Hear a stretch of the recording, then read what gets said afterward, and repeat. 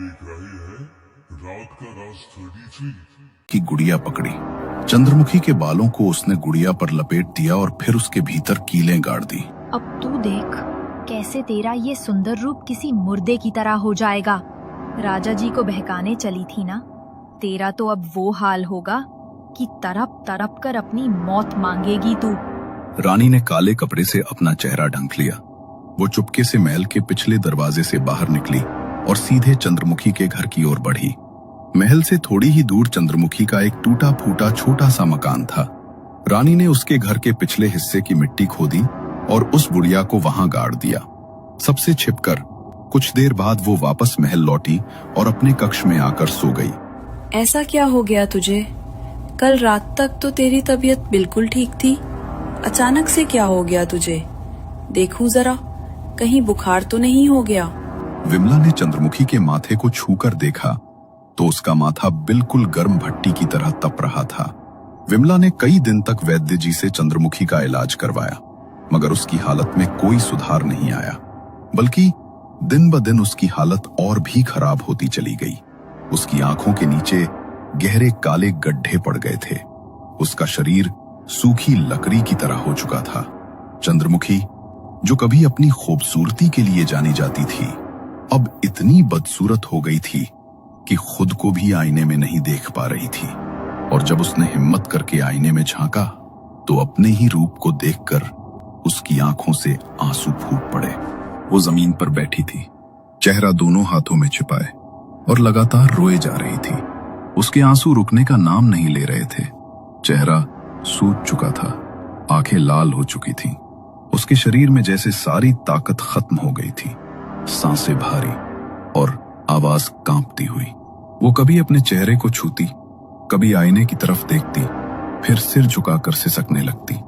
ऐसा लग रहा था जैसे भीतर कोई गहरी आग जल रही हो, जो उसे अंदर से खा रही थी। उसकी त्वचा तप रही थी और पूरे शरीर में दर्द की लहरें उठ रही थीं, और लगातार वो भगवान से अपने मौत की दुआ मांग रही थी। चंद्रमुखी की हालत देखकर उसकी मां की आंखों से आंसू बह निकले। जब उसकी बीमारी वैद्य के पकड़ में नहीं आई तो उसकी मां ने तांत्रिकों का सहारा लिया, मगर कोई भी उसे ठीक नहीं कर पाया। तंत्र की क्रिया, काला जादू किया गया है तुम्हारी बेटी पर, मगर इसका तोड़ सिर्फ वही कर सकता है जिसने इसे किया है। उसके अलावा कोई तुम्हारी बेटी को ठीक नहीं कर सकता। ये इसी तरह तड़पेगी और कोई इसमें कुछ नहीं कर पाएगा। मगर मेरी बेटी ने किसी का क्या बिगाड़ा है? कोई भला मेरी बेटी के साथ इतना बुरा कैसे कर सकता है? मैं तुम्हारी हालत समझ रहा हूं, लेकिन मैं इसमें तुम्हारी कोई मदद नहीं कर सकता। जिस क्रिया का प्रयोग इसके ऊपर किया गया है, उसका तोड़ वो क्रिया करने वाले के सिवाय दूसरा कोई नहीं कर सकता। किसी ने अपनी ईर्ष्या में तुम्हारी बेटी के साथ ऐसा किया है, मगर तुम चिंता मत करो, एक न एक दिन उसे अपनी करने का फल भोगना ही पड़ेगा। किसी के साथ बुरा करने वाले का कभी भला नहीं होता, अपनी करनी वो खुद भोगेगा। तुम भगवान से प्रार्थना करो, शायद अब भगवान ही इसमें तुम्हारी कुछ मदद कर सके।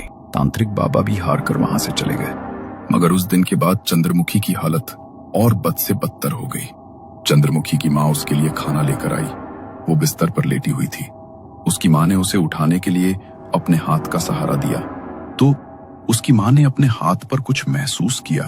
जब उन्होंने चंद्रमुखी का बैठाकर उसकी पीठ की तरफ देखा तो उनके होश उड़ गए, क्योंकि चंद्रमुखी की पीठ पर अनगिनत कीड़े रेंग रहे थे और उसकी कमर का मांस बिल्कुल गल चुका था। शरीर में हड्डियों के अलावा कुछ नजर नहीं आ रहा था।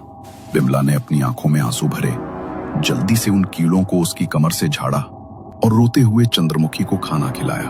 वो ठीक से खाने का एक निवाला भी नहीं खा पा रही थी। सारा खाना उसके मुंह से बार बार नीचे गिर रहा था। अब मुझसे अपनी बच्ची की ये हालत नहीं देखी जाती भगवान। अगर तू मेरी बच्ची को ठीक नहीं कर सकता तो उसे अपने पास बुला ले, और मुझे भी अपने पास बुला ले।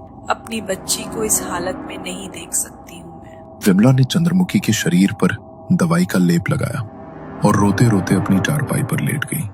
अगली सुबह जब चंद्रमुखी ने अपनी मां को आवाज दी तो उसकी मां ने कोई जवाब नहीं दिया। चंद्रमुखी ने उठकर देखा तो उसकी मां चल बसी थी। इस दुनिया में उसकी मां के अलावा उसका और कोई नहीं था। चंद्रमुखी की आंखों से फूट फूट कर आंसू बह रहे थे। चंद्रमुखी के रोने की आवाज सुनकर पड़ोसी उसके घर में इकट्ठा हुए और उसकी मां की अंतिम क्रिया की तैयारी शुरू की गई। मां की अंतिम क्रिया के बाद चंद्रमुखी अपने घर में किसी जिंदा लाश की तरह अपने बिस्तर पर लेटी हुई थी। तभी रानी उसके घर में आई। सुना मैंने कि तुम्हारी माँ चल बसी। बड़ा दुख हुआ सुनकर, और तुम्हारी हालत देखकर भी। सब अपने कर्मों का फल भोगते हैं। तुमने भी कुछ ऐसा किया होगा जिसका फल अब भोग रही हो। मुझे अच्छी तरह पता है कि मेरे साथ जो भी हो रहा है वो तुम्हारे ही कारण